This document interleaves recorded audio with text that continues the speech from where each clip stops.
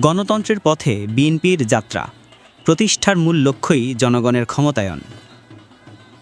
R a lion সরকার, বাংলাদেশ জাতীয়তাবাদী দল BNP. ১৯৭৮ সালের ১ সেপ্টেম্বর শহীদ প্রেসিডেন্ট জিয়াউর রহমানের হাতে জন্ম নেওয়া এই দলটি শুরু থেকেই গণতন্ত্র ও জনগণের অধিকার প্রতিষ্ঠার অঙ্গীকার নিয়ে পথ চলা শুরু করে।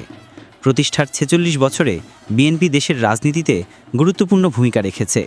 গণতন্ত্র পুনঃপ্রতিষ্ঠা থেকে শুরু করে জনগণের ভোটাধিকার রক্ষার সংগ্রামে দলের অবদান ইতিহাসে লিপিবদ্ধ। গণতন্ত্র পুনরুদ্ধারের ডাক। স্বাধীনতার পর সামরিক শাসন ও রাজনৈতিক অস্থিরতার সময়ে বিএনপি জনগণের কণ্ঠস্বর হিসেবে আত্মপ্রকাশ করে। দলটির প্রতিষ্ঠাতা শহীদ জিয়া বিশ্বাস করতেন, গণতন্ত্রই দেশের উন্নয়নের মূল ভিত্তি।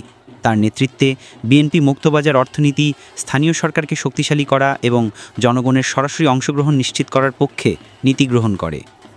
ভোটাধিকার ও বহুদলীয় রাজনীতি। বাংলাদেশে বহুদলীয় গণতন্ত্র পুনঃপ্রতিষ্ঠার ক্ষেত্রে বিএনপি ছিল অগ্রণী ভূমিকা পালনকারী দল।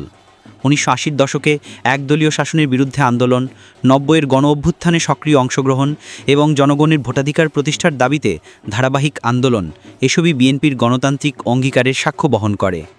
অর্থনৈতিক ও সামাজিক অগ্রগতি। বিএনপির সরকার ক্ষমতায় এসে গ্রামীণ অর্থনীতিকে গতিশীল করার পাশাপাশি বেসরকারি খাতকে উৎসাহিত করে। এই সময় শিল্প, বাণিজ্য, শিক্ষা ও যোগাযোগ খাতে বড় ধরনের উন্নতি হয়। বিশেষ করে গ্রাম পর্যায়ে সড়ক যোগাযোগ ও বিদ্যুতায়ন প্রকল্প বাস্তবায়নে দলটির অবদান সাধারণ মানুষের জীবনে ইতিবাচক প্রভাব ফেলে। ভবিষ্যৎ জন্মের জন্য অঙ্গীকার। বিএনপি নেতৃত্ব বারবার ঘোষণা দিয়েছে, দলটির মূল লক্ষ্য ক্ষমতা দখল নয়, বরং জনগণের ভোটের অধিকার নিশ্চিত করা এবং গণতন্ত্রকে প্রাতিষ্ঠানিক রূপ দেওয়া। আজও বিএনপি দেশের রাজনৈতিক অঙ্গনে গণতন্ত্র ও সুশাসনের প্রতীক হিসেবে নিজেদের তুলে ধরার চেষ্টা করছে। উপসংহার। দীর্ঘ সংগ্রাম ও আন্দোলনের মধ্য দিয়ে বিএনপি দেশের গণতান্ত্রিক যাত্রায় এক অগ্রণী শক্তি হিসেবে ভূমিকা রেখেছে। জনগণের অধিকার ও স্বাধীনতার পক্ষে এই দলের অবস্থান আজও অটল।